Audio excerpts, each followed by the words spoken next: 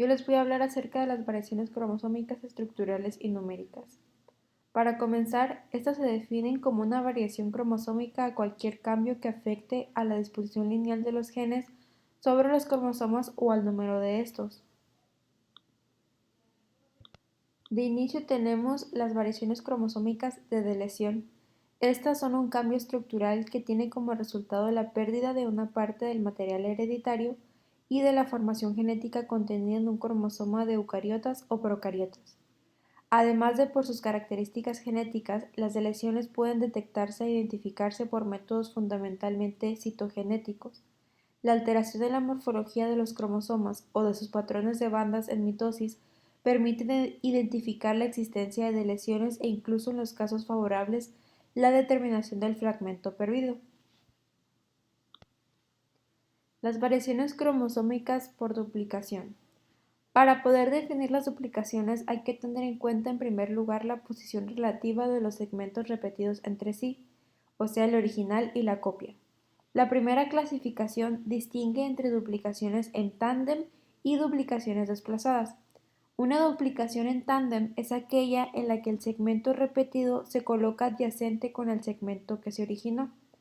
Dentro de ellas hay dos tipos: en tándem directos, en las que el segmento duplicado conserva el mismo orden de los genes que el segmento original, y en tándem inverso, cuando en el segmento duplicado los genes presentan en su orden una imagen especular del segmento original.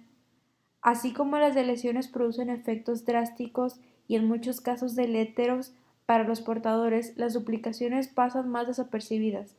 Se soportan mucho mejor en todos los organismos, son más estables y tienen más posibilidades a nivel evolutivo.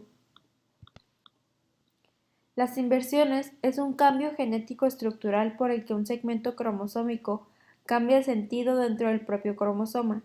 La inversión, que en principio es un fenómeno intersticial, supone dos puntos de rotura y dos puntos de reunión y puede producirse según el modelo explicado en las deleciones. En su clasificación, atendiendo al número de inversiones que se presenten en un cromosoma, se van a clasificar en simples, que ésta solamente se invierte un segmento de un cromosoma, y complejas, donde se invierten varios segmentos de un cromosoma. Después están las translocaciones, que son un cambio cromosómico estructural caracterizados por el cambio de posición de o de los segmentos dentro del complemento cromosómico, modificando los grupos de ligamento. Atendiendo al número de cromosomas afectados, las translocaciones se van a clasificar en intracromosómicas e intercromosómicas. Las translocaciones intracromosómicas o translocaciones internas son aquellas en las que un segmento cromosómico cambia de posición dentro del mismo cromosoma. Y las translocaciones intercromosómicas o simplemente translocaciones son un cambio de localizaciones de uno o dos segmentos que pasan a situarse en otro grupo de ligamento. Las translocaciones recíprocas simétricas no suponen ni pérdida ni ganancia del material hereditario, y por ello los individuos portadores, tanto en homocigosis como en heterocigosis, no van a presentar normalmente un fenotipo anormal. La poliploidía se puede definir como la mutación que consiste en el aumento del número normal de juegos de cromosomas. Los seres poliploides pueden ser autopoliploides si todos los juegos proceden de la misma especie, o alopoliploides si proceden de la hibridación, es decir, del cruce de dos especies diferentes. La haploidía son mutaciones que provocan una disminución en el número de juego de cromosomas. Aneuploidía son las mutaciones que afectan solo a un número de ejemplares de un cromosoma o más, pero sin llegar a afectar al juego completo.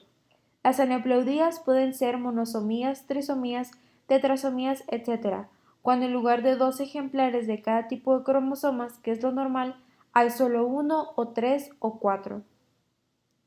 Entre las aneuploidías podemos encontrar diferentes tipos de trastornos genéticos en humanos, como lo puede ser la trisomía 21 o el síndrome de Down o mongolismo, que tienen 47 cromosomas, la trisomía 18 o síndrome de Edwards, también con 47 cromosomas, la monosomía X0 o síndrome de Turner, entre otras.